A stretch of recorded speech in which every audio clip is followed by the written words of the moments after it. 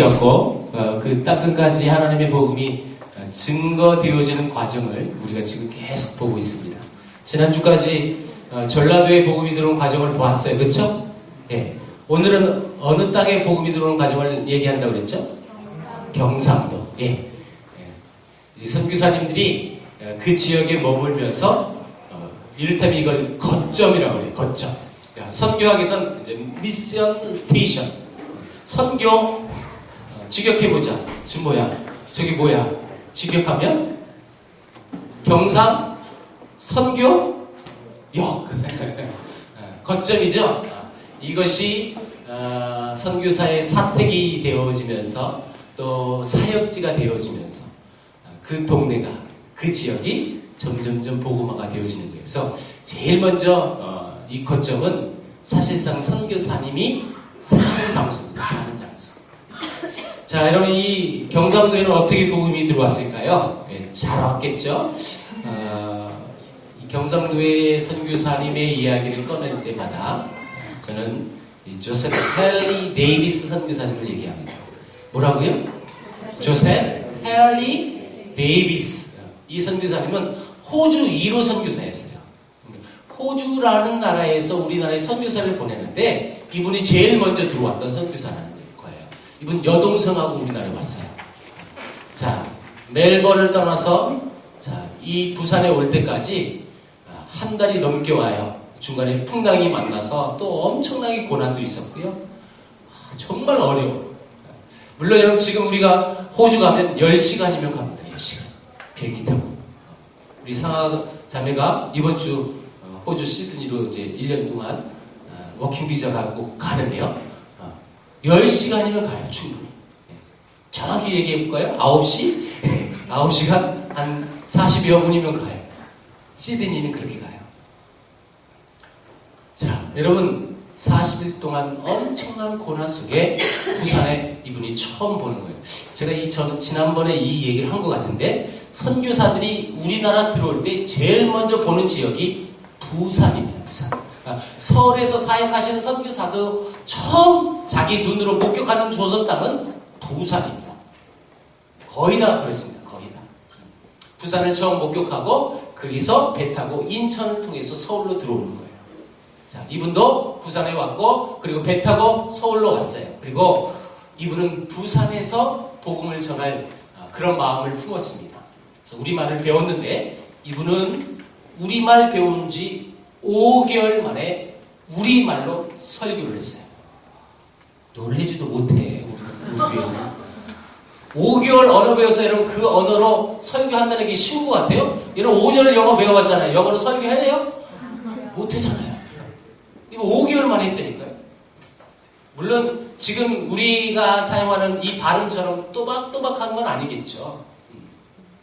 이분이 우리말을 배우는데 저는 이분이 직접 썼던 한글 연습했던 친필을 봤어요. 이분 글씨 너무 이쁘게 쓰시더라고요.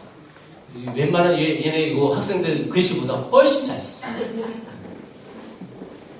주여를 그 당시 디귿으로 썼어요. 주여 우리를 도와 주옵소서 이렇게 배우더라고요. 그분이 쓴 친필이에요. 여러분 글씨를 보면 사실 그 사람의 성격을 대충은 알 수 있어요. 대충.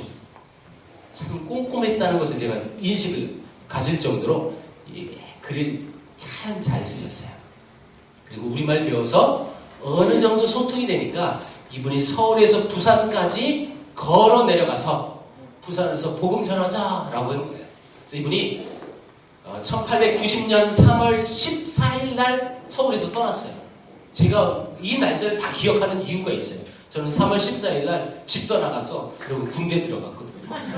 근데 이병 날짜하고 똑같아요. 3월 14일 날 걸어서 4월 4일 날 부산에 도착합니다. 놀라지 마세요. 그 다음 날 돌아오셨어요. 4월 5일 날 돌아오셨어요.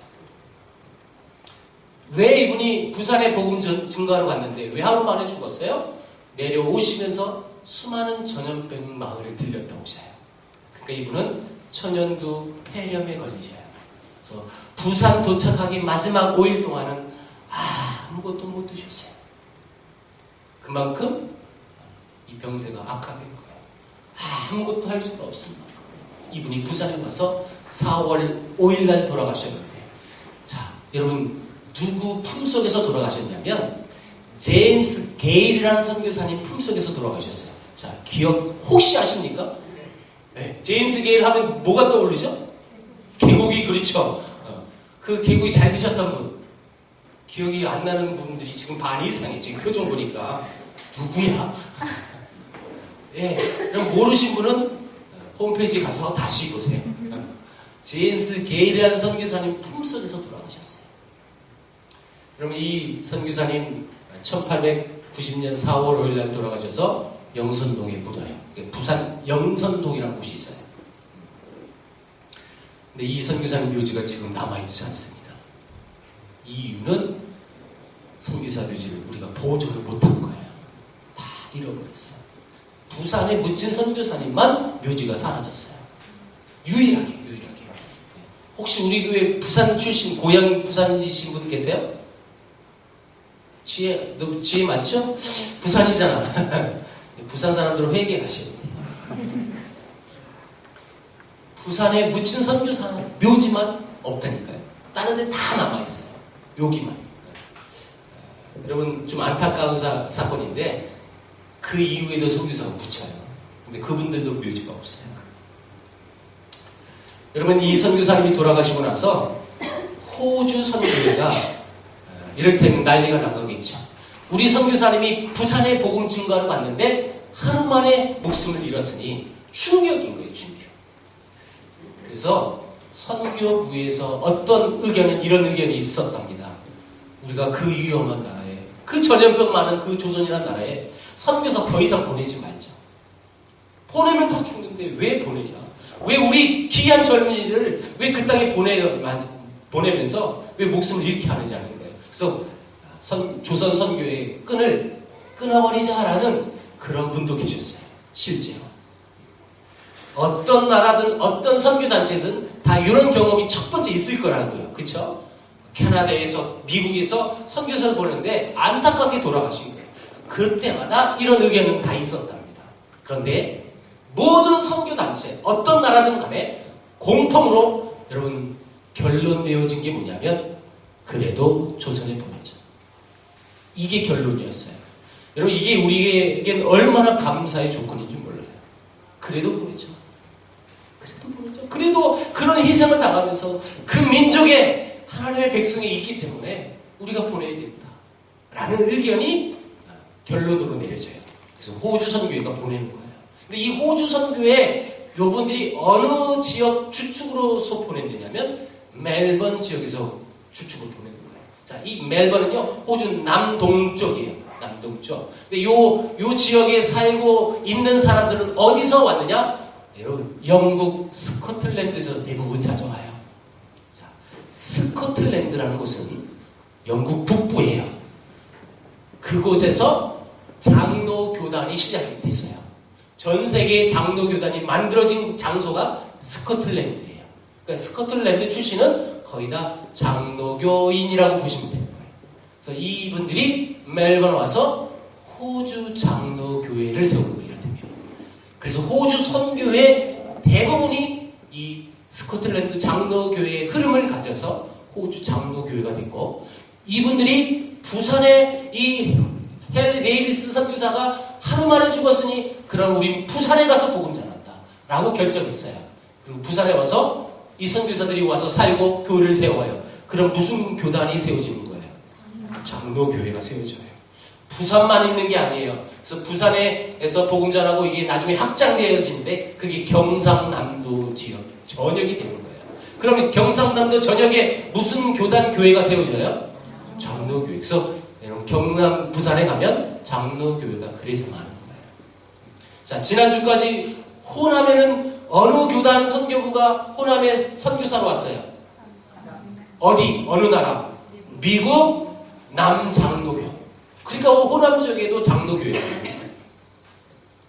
자, 여러분 맥케이 선교사 부부하고요. 둘이죠. 부부니까 맨디스 페리 퍼셋 요 세 분은 여자 싱글이에요. 결혼하지 않은 싱글.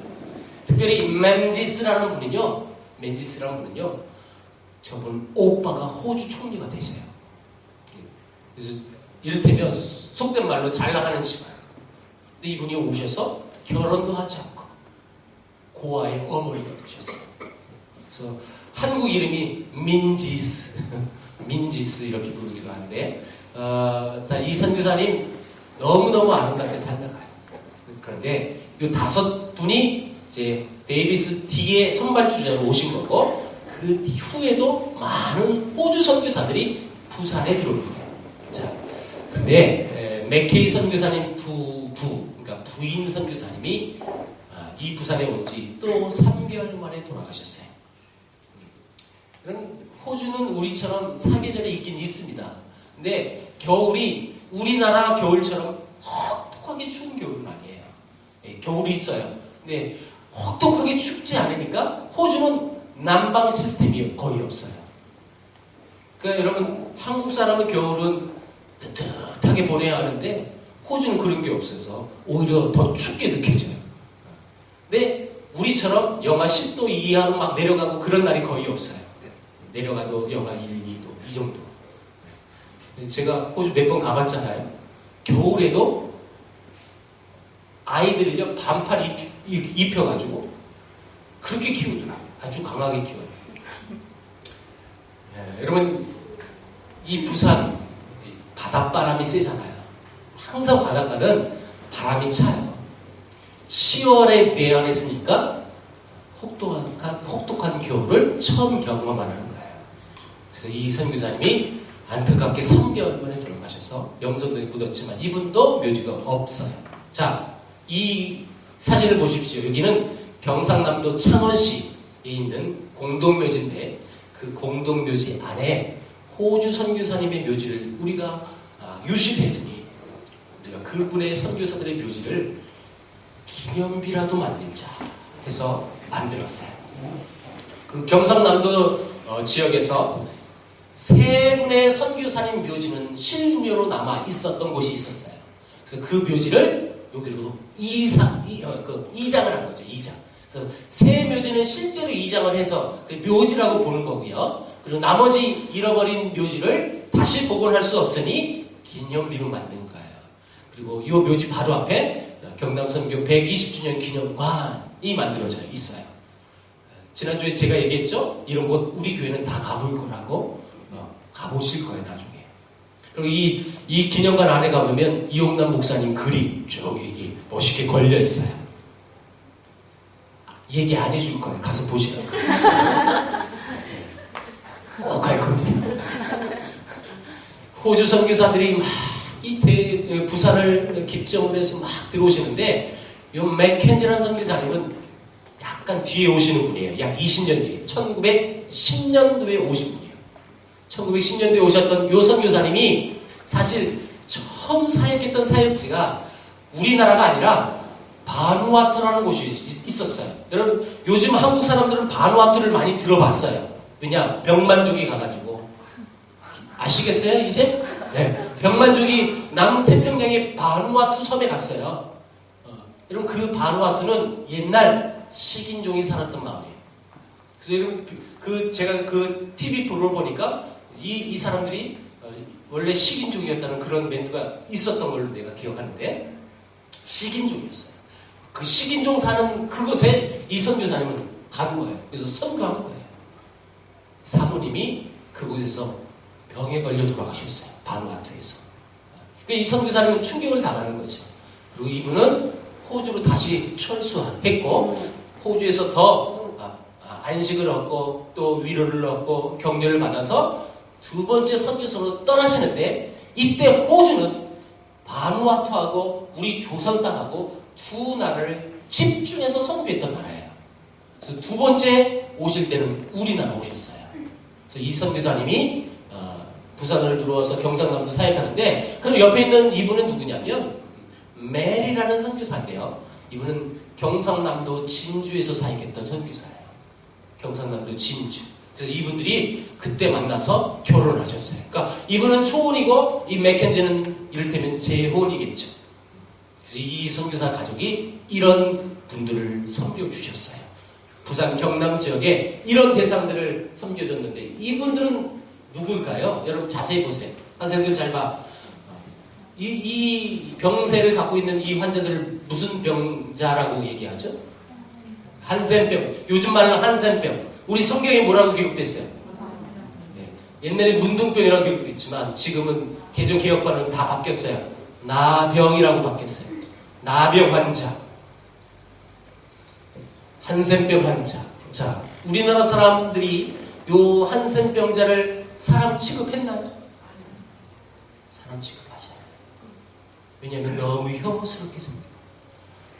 다 모든 신경이 이제 말주신경이 아무 감각이 없어서 한센병자들은 걸어가면서 발가락이 잘려 나가도 몰라요. 그 정도로 심각한 병이에요. 여러분 여수해양암만 가봐도 이런 환자들을 볼 수가 있습니다. 직접 목격하신 분들 계실 텐데 선뜻 그 자리에 그분들 앞에 이렇게 나서기가 쉽지는 않을 거예요. 근데 이 선교사님들은 이분들의 친구가 되어줘요. 함께 살아요.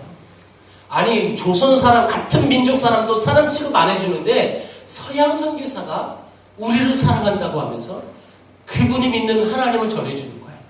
그게 여러분 한센병자 대부분이 다 크리스찬이 되어져요.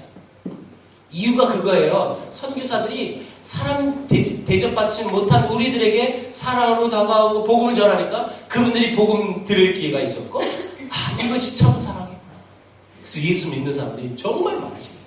자, 이분들 살 수 있는 거주지를 만들어요. 이제 이게 타운이 되는 거예요. 타운. 자, 요 장소를 상해원이라고 불렀어요. 상해원. 뭐라고요? 상해원. 지금은 상해원이라는 곳이 없어졌어요. 옛날 부산 지역의 나환자촌, 그게 상해원이에요. 지금 여러분 전라도에는 그 나환자촌을 무슨 원이라고 불러요? 애양원이라고 불러요. 근데 상해원이라고 불렀는데 이 장소는 지금 사라졌어요. 이 자리가 지금 뭐로 만들어졌냐면 부산 외국어대학교예요. 부산 외대 자리가 옛날 상해원 자리고 요곳에 교회를 세웠어요. 당연히 상해교회가 되는 거예요. 자, 여러분 이 손영준이라는 청년이 경남 함안 출생인데 이분이 20살 때 목사가 될 것을 다짐하셨습니다. 경남 성서학교에 입학했고 이분이 이 교회에서 전도사로 일을 했어요. 손영준이라는 청년이. 그래서 손영준 전도사님이죠. 자, 그리고 이분이 평양에 올라가서 신학교를 갔어요. 평양신학교. 그럼 평양신학교 나왔으면 뭐가 되신 거예요, 이분이? 목사님이 되신 거죠? 네, 목사님 되셨어요. 이분이 그 유명한 손양원 목사님이 되는 거예요.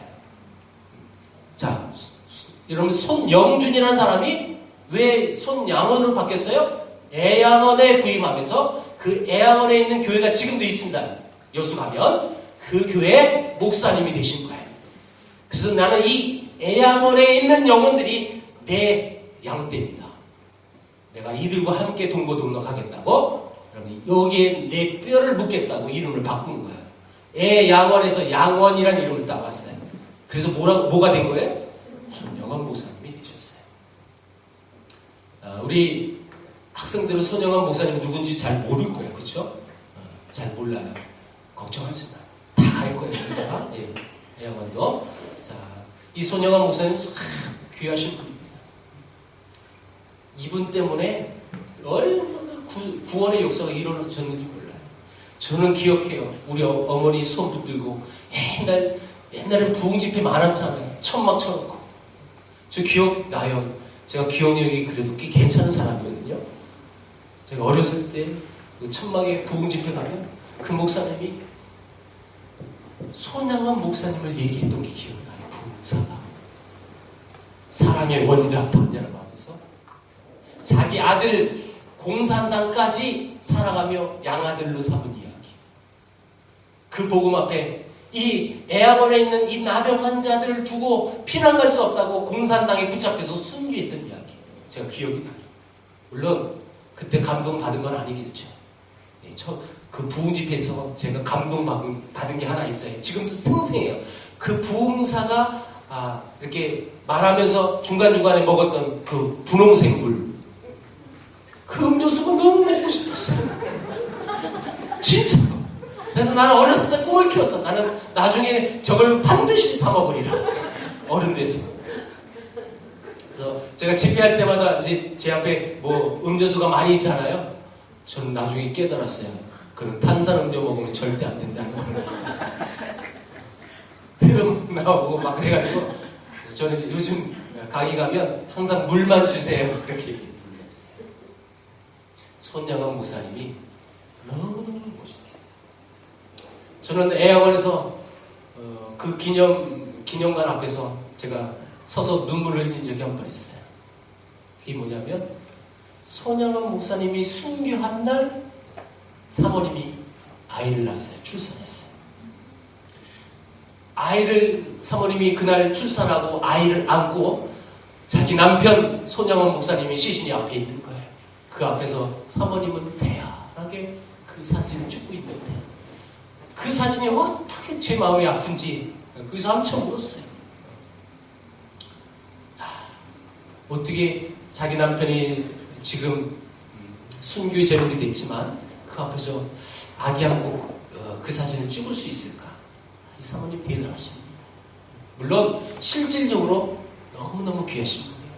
그래서 여러분 제가 아무리 연구를 해봐도 우리나라에 유명한 아주 훌륭한 목사님들이 많이 배출되어지는데 그분들 다 뒤에는 훌륭한 사모님이 계셨어요. 주기철 목사님, 손양원 목사님, 이기풍 목사님 이제 몇 주 뒤에 나올 거예요. 그렇죠? 그 목사님들 뒤에는 사모님들이 너무너무 훌륭하셨어요. 그래서 저는 집사람한테 늘 얘기하고 싶은 거예요. 훌륭한 목사 뒤에는 훌륭한 사모가 있더라. 예, 너무너무 귀여워요. 예, 여러분 손양원 목사님이 이렇게 귀한 열매로 이 땅에 살다 가셨던 그 여러분 뿌리가 뭐냐는 거예요. 청년 시절에 정말 그 더럽고 추한 나병 환자들을 자기 식구인형 그렇게 케어해주고 아끼면서 사랑했던 맥켄지 선교사님을 보고 도전 받으신 거예요. 하나님 나도 그렇게 살게. 나도 살게. 그래서 그렇게 살아가는 거예요. 여러분 이 맥켄지 선교사님이 여러분 의사가 아니었어요. 목사였어요. 목사. 근데 목사가 무슨 여러분 나병 환자를 치료하고 고치겠어요. 전문 지식이 없는 거예요. 그러니까 배워가면서 그들을 치료하기 시작했어요. 그래서 이분은요 진짜 나중에 의사병을 받아요. 목사님이 나병 환자들과 동거동락하니까 그 병에 대한 전문 지식이 쌓인 거예요. 그래서 치료하면서 여러분 치사율이 2%로 떨어졌어요. 한센병 걸리면 많이 죽었거든요. 근데 이때 치료하시면서 2%로 떨어지면서 거의 산 거죠 이제. 그런 아름다운 이야기가 이 안에 숨어 있어요.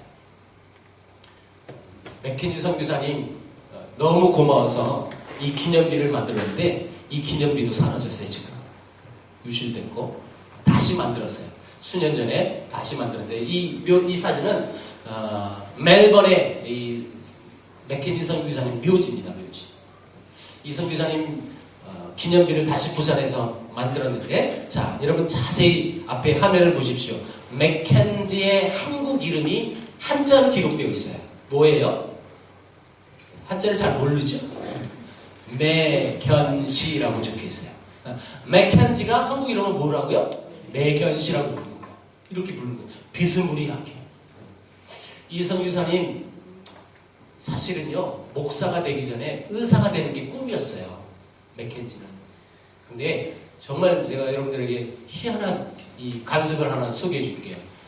스코틀랜드 출신들이라고 그랬죠? 스코틀랜드의 관습법 중에 하나가 뭐냐면 형제 중에 의사는 한 사람밖에 될 수 없었어요. 희한한 법령이죠. 근데 맥켄지 형님이 여러분 의사가 먼저 되신 거예요. 그래서 이분은 의사가 되고 싶은 꿈이었는데 형이 먼저 돼버렸으니 의사가 못 되고 목사가 되신 거예요. 근데 이분이요 우리나라 선교사로 왔다가 그 꿈을 이뤘어요. 진짜 의사가 된 거예요. 진짜 그렇게 살다 가셨어요. 그리고 멜번 가서 호주 여러분 총회장도 하셨어요. 아주 훌륭하신 분이에요. 자 그분이 살아생전에 우리나라에서 사역했던 사진들을 한번 보세요. 아이들입니다. 아이들 가족들이죠. 이 선교사님 큰딸 둘째 딸이 있는데 매혜란 매혜영이라는 첫째, 둘째, 셋째, 넷째. 여러분 총 딸이 넷이었어요. 그리고 사실 네 번째 태어났던 요 아들이 있었어요. 2살 때 죽었습니다. 2살 때. 그래서 아들이 없이 딸 넷만 키우시는데 다 부산에서 태어나는 거예요. 그래서 부산에서 자라요. 그리고 요분들이 대부분 선교사 자녀들이 어디 가서 공부하냐면 평양 외국인 학교 가서 공부해요. 자, 지난주 여러분 영상을 아주 자세하게 보신 분들이 기억날 거예요. 그 선교사 자녀들이 다 평양 외국인 학교 동문들이라고 하면서 그 멘트가 나왔어요. 별로 감흥이 없어요. 여러분들이 잘 기억이 안 날 거예요. 예, 홈페이지에 가면 지난주 것도 있어요. 보십시오. 자, 그래서 요분들도 평양 외국인 학교 다니고 그리고 대학 과정을 호주에 가요. 그래서 여러분 언니는 의사가 됐고 동생은 간호사가 되셨어요. 그래서 이분들이 우리나라에 다시 선교사로 들어옵니다. 자, 1952년 부산에 들어왔는데 왜 왔는지 아시겠죠? 52년이면 우리 학생들 무슨 시대일까? 준모야, 52년이면 뭐가 끝나고 바로 다음이지? 전쟁. 그러면 우리나라 모든 피난민이 어디 가서 살았죠? 부산. 그 피난통에 수많은 사람들이 아파서 죽어간다는 이야기 듣고 선교사로 다시 온 거예요. 그래서 이분들이 지금도 있어요. 통합적 부산진교회라는 교회가 그 자리에 그대로 있습니다. 그 부산진교회 유치부실 하나 빌려가지고 천막 덧쳐서 병원 사역을 시작한 거예요. 그러면 이렇게 천막했던 이 병원이 지금도 있어요. 일신기독병원이라는 병원이에요. 걱정하지 마세요. 이 병원도 갈 거니까. 이 병원 우리 선교회에 필리핀에 단기 선교사도 보내주고 또 단기 선교 의료 선교팀도 오셔서 봉사하시고 이렇게 사역을 많이 도와주시는 병원입니다. 자, 이 선교사님들 영상이 있어요. 제가 그 영상을 보여드리겠습니다. 자, 캡에서 찍은 이 영상입니다. 에서 한 통의 영상 편지가 날아들었다.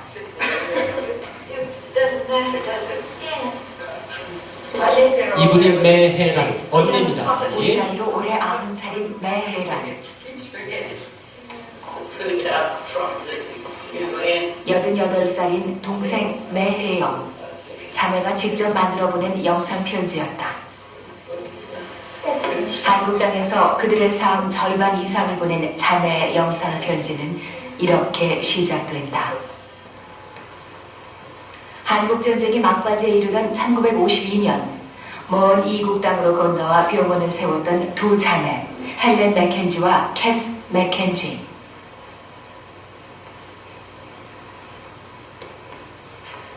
이들이 처음부터 내세웠던 이 병원의 정신이었다.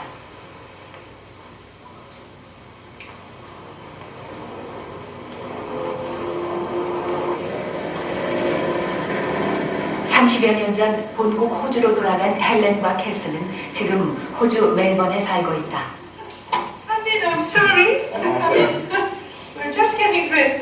우리를 맞은 것은 넷째 동생 쉴라였다. 감사합니다. 너무 미안했어. 캐스는 앉아서 취재진을 맞는 미안함을 한국말로 표현했다. 심한 골다공증으로 조금만 움직여도 뼈가 부서지는 고통을 겪고 있다고 한다. 놀라운 것은 한국적인 소풍으로 가득 찬 집안이었다. 지구 반대편의 나라 호주라고는 믿어지지 않는 풍경이었다. 지난 9월 17일 막내 동생 쉴라가 한국을 찾았다. 몸이 아파 오지 못하는 두 언니를 대신해 일신병원 50주년 기념 행사에 참석한 것이다.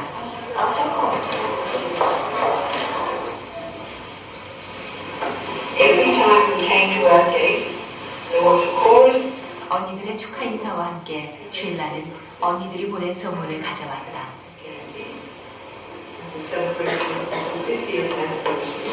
병원 50주년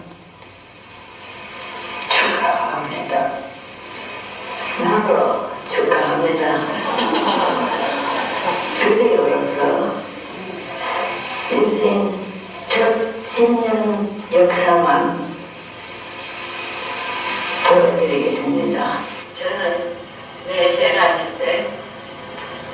일심기독병원 첫째 원장이었어요.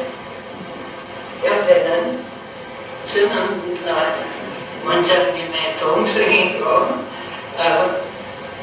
가문은 이제 저 유신처부터 같이 일했습니다. 우리 둘은 부산에서 난사입니다. 부모들은 전교사로 오랫동안 한국에 계셨습니다. 부산 사람인데 우리 말은 부산 말입니다. 용서해 주셔야겠습니다.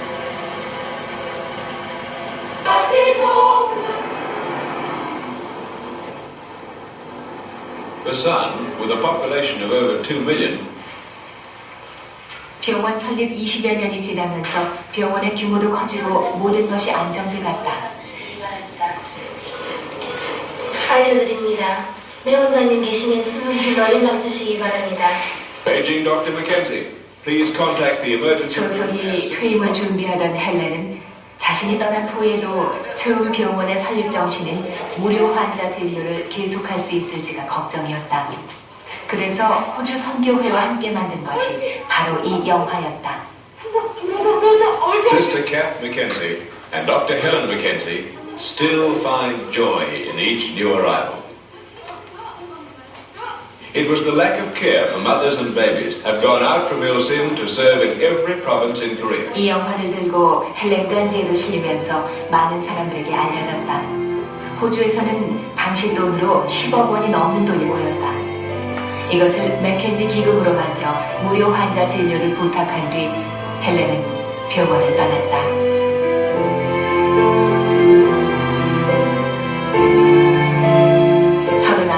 젊은 열정으로 한국을 찾았던 헬렌은 어느새 65살의 할머니가 돼 있었다. 평생 언니 옆을 지키며 든든한 버팀목 역할을 했던 캐스도 그로부터 3년 뒤 본국 호주로 돌아갔다. 지난 12월 15일 헬렌은 의미 있는 행사에 참석했다.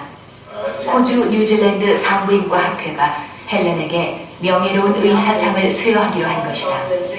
호주 본국이 아닌 외국에서 활동한 의사에게 이 상이 주어지는 것은 처음이다. Looks good. Congratulations and welcome, and what a marvellous citation and record you have. That really is outstanding. 이 사람은 지금 늙어졌고 눈도 안 보이고 귀는 안 들리고 머리도 잘 안 됩니다. 기억력은 다 없어졌고 바라는 거는 앞으로 계속해서 예수 정신으로서 환자 부자인지 돈 한 푼도 없이 들어오는 환자를 도와주고 있습니다. 앞으로 계속해서 예수 정신으로 의사 계속하기를 바랍니다. 감사합니다.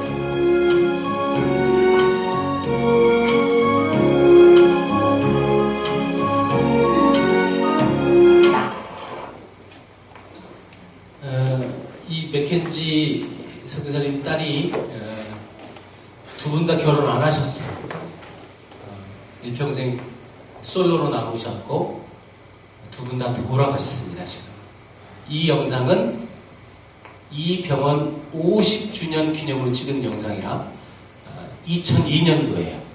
그러니까 11년 전이죠. 11년 전에 이분들이 돌아가시기 직전에 이제 찍은 영상인데 두 분 다 안타깝게 가셨어요. 그분들 묘지가 이렇게 있어요. 멜번에 요 근처에 아버지 맥켄지 선교사님이 있고 두 딸 이렇게 헬렌 펄 맥켄지 자 동생 여기 있는데요. 사실 요 사진은 제가 가서 찍은 게 아니라 우리 임사모님 딸 이영은 자매가 가서 찍어줘서 보내준 거예요. 그래서 저도 멜번을 못 가봤어요. 멜번 꼭 가보고 싶은데 가면 저는 꼭 이 묘지를 갈 거예요. 이 선교사님들이 일평생 우리 민족의 복음화를 위해서 또 인터뷰에서 나오지만 무료 정신, 예수 정신으로 살겠다는 것을 우리가 볼 수가 있습니다. 그렇게 살다 가신 거예요. 결혼을 안 했기 때문에 부양가족도 없고 그래서 그러니까 자매끼리 살고 계시는 모습을 마지막 보셨어요. 이렇게 살다간 선교사들의 흔적이 있기 때문에 우리가 예수 믿는 거죠. 그럼 이 병원에 아주 비하인드 스토리가 하나 있는데요. 제가 4년 전에 독일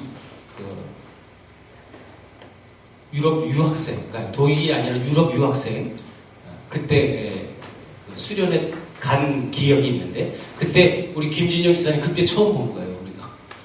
그리고 그게 그때 잘못된 만남을 통해서 우리 교회 교인이 됐습니다. 그때 이런 제가 기억해요. 제가 선택 강의를 한번 한 적이 있어요. 유학생들 다 모여서. 그래서 경상남도 요 지역 이 이야기를 그날 주제로 가져서 굉장히 자세히 강의를 했었어요. 오늘보다 더 자세하게 실질적으로. 이제 강의 끝나고 어떤 자매가 날 찾아온 거예요. 여기 자매가 이제 여기가 강대산 쪽이고 노트북 정리하고 가는데 이 자매가 여기서 사람들이 엄청 많은데 막 울고 있는 거예요. 막 계속 막 울고 있어요. 그래서 내가 강의할 때 뭘 잘못한 줄 알았어요, 솔직히. 내가 얘한테 뭘 잘못했나? 왜 이렇게 얘는 와서 울지? 그래서 혹시 내가 옛날 찾던 자매인가 봤더니 아니에요. 그럴 일이 절대 없어요. 저는 우리 아내만 사랑했었던 사람. 그 자매가요, 울음 그치고 나한테 얘기를 해줬어요. 우리 할아버지가 이 병원 원장님이셨습니다. 우리 아버지가 어려서부터 뛰어놀던 병원이 이 병원이었습니다. 그래서 울었다는 게 자기가. 저는 이해가 안 되는 거예요. 그럼 그렇지. 근데 왜 울어, 그렇게. 그렇게 울 필요는 없었어요. 근데 왜 울었냐고 물어봤어요. 사실 창피해서 울었다는 거예요. 우리 할아버지가 원장이었던 이 병원의 이야기를 독일 자기가 박사학위 공부를 하서 이 수련회 때 저한테 그 강의를 통해서 알게 된 거예요. 처음 듣는 얘기가 너무 많은 거예요, 이 자매가. 그래서 사실 너무 창피해서 울었어요. 우리 아버지가 뛰어놀았던 이 병원의 이야기를 내가 왜 지금까지 모르고 살았을까? 이 귀한 선교사의 사랑으로 이어진 이 병원이 우리 할아버지가 원장님이셨는데 왜 나는 이 이야기를 알지도 못하고 살았을까? 너무너무 창피했다.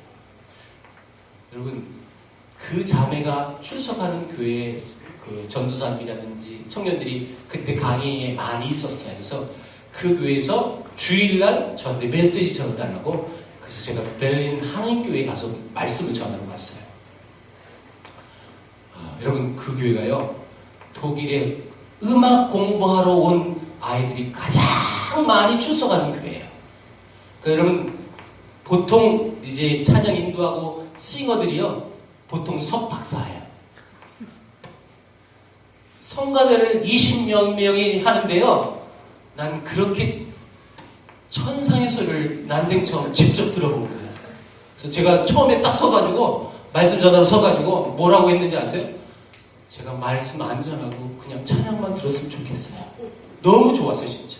너무너무 음악이요, 너무너무 다 영성도 있었고 너무너무 좋았어요.